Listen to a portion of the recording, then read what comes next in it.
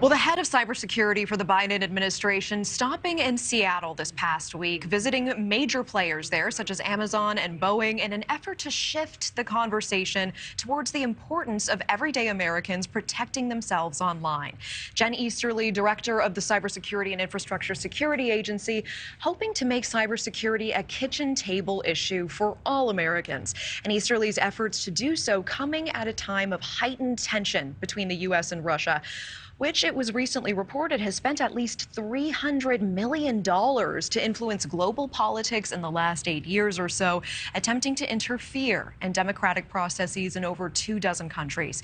The U.S., of course, no stranger to Russia's attempts to influence elections and events via secretive online campaigns, as we witnessed in our 2016 presidential election, and also with the 2017 Women's March in Washington, D.C., which was targeted by the Russians.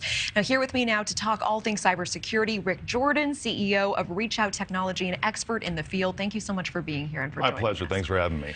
So, the Biden administration really hoping to make this a so-called kitchen table issue. What do you think that Americans don't understand about how pernicious and how serious the situation is now? Well, pretty much everything right now, as far as the kitchen table issue is concerned. This is, everybody understands getting hacked, right? Mm-hmm. And as a general consumer, a regular everyday American like you and I, we usually equate that to money stolen, right? Our debit card number gets hacked or something like that. But the real issues that I know the Biden administration is talking about, for example, Edward Snowden was granted Russian citizenship this week. And that goes all the way back to NSA surveillance leaks. How do Americans keep themselves protected? Start doing a couple basic things. Mm-hmm. What are those things? What do Americans need to do? Yeah, the first I always talk about this, right, is multi-factor authentication. Sure. If there's something, you've been doing this for years, everyone's like, oh, what's that?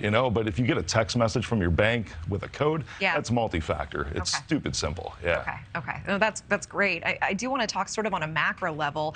That report, Russia spending upwards of $300 million to disrupt foreign governments and democracies. We're going way back. We are going way back, but it's important, right? Yes. I mean, what do Americans need to understand?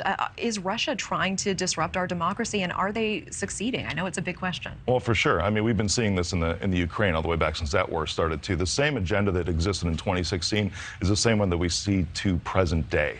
The best form of cyber attack is actually to get people freaked out. Mm-hmm. Whether it's real or not, to just put out disinformation out there, or a cyber attack like on the banks at the beginning of the Ukraine war, when a lot of Ukraine citizens saw their bank accounts drop down to $0.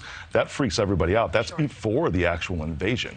Right. So to get the whole society at large just in a state of disarray is a mental tactic that they're looking to accomplish. Absolutely. Sowing discord, right, and sowing panic. Has the U.S. done what it needs to before our next presidential election? Are you concerned for the state of our democracy going forward? Yeah, I mean, you see to this day that even the election machines, right, are still very vulnerable to attack at this point. And that's something that continuously has to be addressed.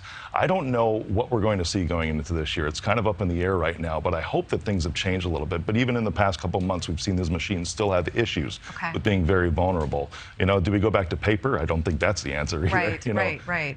I do want to touch quickly in the time we have left on that recent report from the New York Times. It revealed the various ways that Russia attempted to disrupt the 2017 Women's March. And it did succeed in many ways in what you were talking about, just sowing discord, sowing conflict. What has that taught us about how Russia operates? It's not these flagrant giant things. It's these small insidious attacks, right? It is. It for sure is. I mean, I don't feel that America, the U.S., is going to be invaded by Russia anytime soon with a ground war like it is in the Ukraine. But at the same time, this is a way to influence. We call this social engineering, right, in my business. And in order to shift the politics of an entire nation, this is what we can see Russia do. So if they have an outcome that they want in the next election or even in the 2024 presidential election, they're going to start sowing that discord right now and try to sway things from a mental aspect in their favor. In the last 15 seconds, what is the top thing on your radar right now? Oh my gosh, the top thing on my radar is messages and privacy. For sure, it absolutely is. And seeing the different attacks that can come in, because we're starting to see text message hacks. We're seeing hacks now within Signal and just spam. That's it. So just know who you're talking to. And even Signal not safe. It is, yeah. Wow. All right, Rick Jordon, we certainly appreciate your time. Thank you so much for being here. Thank you for watching. Go to newsnationnow.com to find News Nation on your television provider. And don't forget to click the red subscribe button below to get more of News Nation's fact-driven, unbiased coverage.